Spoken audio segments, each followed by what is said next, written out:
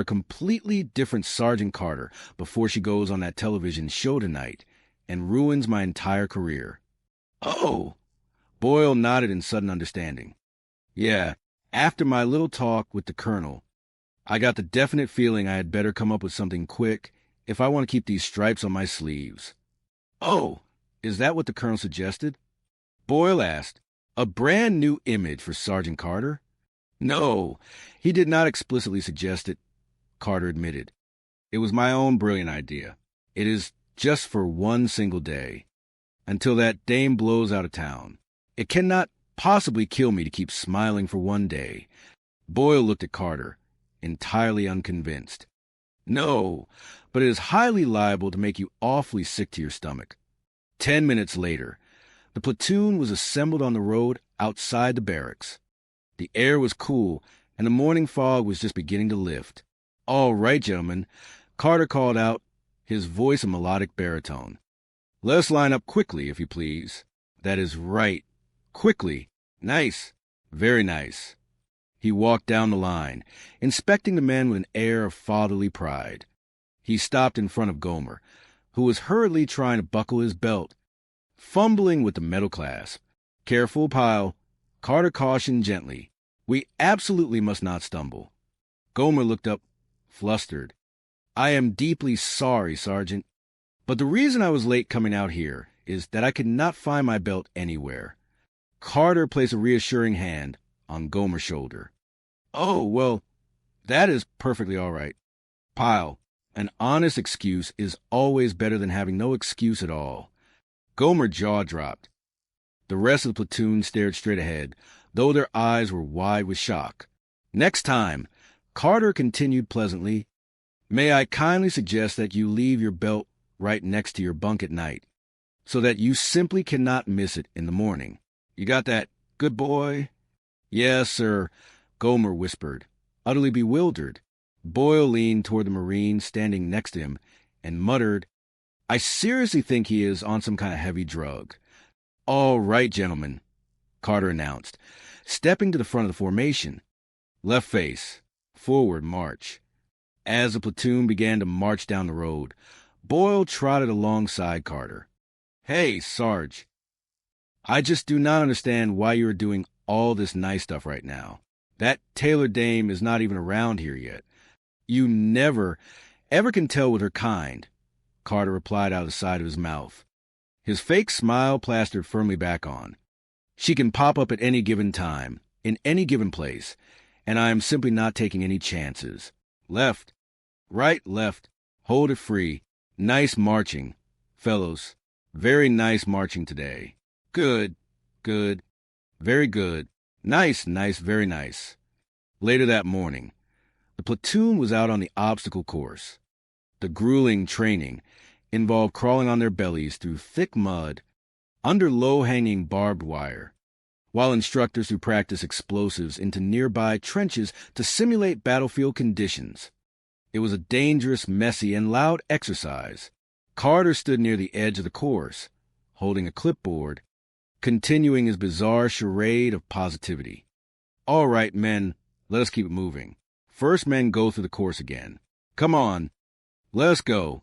Good, good, very good work out there. Suddenly, a taxicab pulled up to the edge of the field. The door opened, and Ampy stepped out, wearing a neat floral dress, looking entirely out of place amidst the mud and barbed wire. Sir, the afternoon sun cast a warm, golden hue over the United States Marine Corps recreational facility at Camp Henderson, catching the dust motes that danced lazily in the quiet air. Private First Class Gomer-Pyle sat with his long legs stretched out, enjoying a rare moment of Sunday tranquility. His mind was drifting back to the gentle, rolling hills of Mayberry, North Carolina, imagining the quiet streets and the friendly faces he had left behind to serve his country. Suddenly, the sharp sound of heavy boots echoing against the polished linoleum floor pulled him from his reverie. A fellow Marine approached with a curious smirk playing on his lips. He leaned in and told Gomer that he had a visitor waiting for him across the room. A visitor? The thought alone was enough to make Gomer's heart skip a cheerful beat. He asked aloud who in the world would be coming to see him all the way out here. His friend chuckled, warning him not to get his hopes up for a glamorous movie star, noting with a playful wink that the woman waiting for him was decidedly the motherly type. The motherly type? Gomer scratched his head, his wide, earnest face scrunching in mild confusion. He wondered aloud who that could possibly be, rising from his chair to investigate. As he rounded the corner, his eyes fell upon a familiar, comforting figure. There, standing with her hands clasped happily in front of her, radiating the warmth of a Sunday morning kitchen, was Ampy Taylor. Gomer let out a joyous exclamation, his voice booming across the room. He could hardly believe his eyes. Ampy looked at him, her eyes widening with absolute astonishment and deep maternal pride. She gasped, placing a hand over her heart, and declared that for land's sakes, she would not have recognized him if they had passed each other on the street. She stepped closer, examining his crisp uniform, his squared shoulders, and his bright, disciplined posture. It was true, she insisted, he was an entirely different person. When he had left Mayberry, he had been a frail, scrawny thing in her eyes. But looking at him now, she stated with absolute conviction, Gomer-Pyle was actually handsome. Gomer blushed, a deep red creeping up his neck, and ducked his head in that familiar, humble way. He assured her with a bashful grin that he was still just plain old Gomer. Ampy smiled warmly, affirming that indeed he was, but noting how mighty good he looked. Gomer returned the compliment, telling her how wonderful it was to see her looking so well. The sheer joy of having a piece of home right there in the middle of a military base was almost overwhelming. He eagerly asked when the world had brought her all this way. Ampy explained that she was currently en route to Fresno. She reminded Gomer of Mr. Hale and his little niece, Judy Mayo Lander. Gomer nodded enthusiastically, remembering them well. Ampy leaned in with an air of pleasant gossip, revealing that young Judy May was getting married.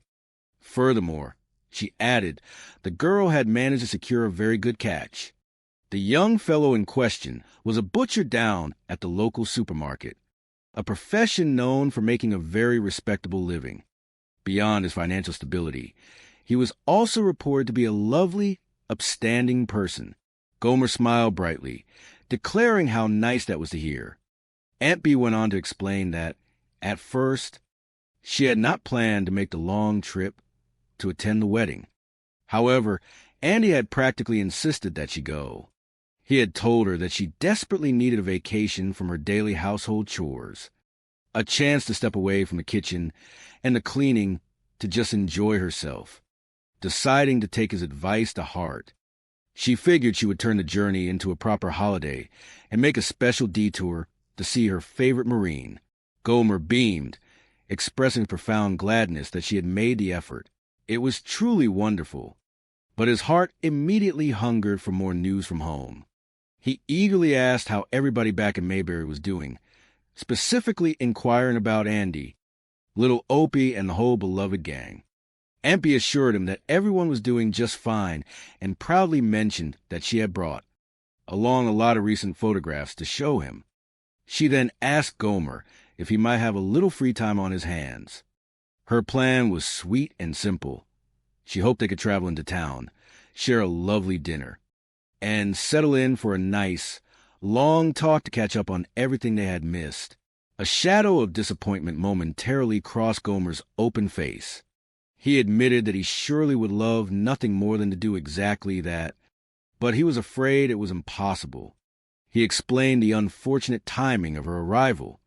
All the other fellows in his platoon had been granted passes to leave the base, leaving him alone with the responsibility of barracks duty.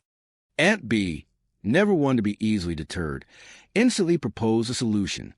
She suggested that perhaps she could accompany him. They could easily talk and look at the pictures while he went about completing his barracks duties. Gomer considered this for a moment. He reasoned that since it was Sunday and the barracks would be entirely empty, he did not suppose there would be any real harm in letting her tag along. It would certainly make the chores go by much faster, with a friendly voice filling the quiet room. Ampy clapped her hands together in delight. Thrilled by the prospect,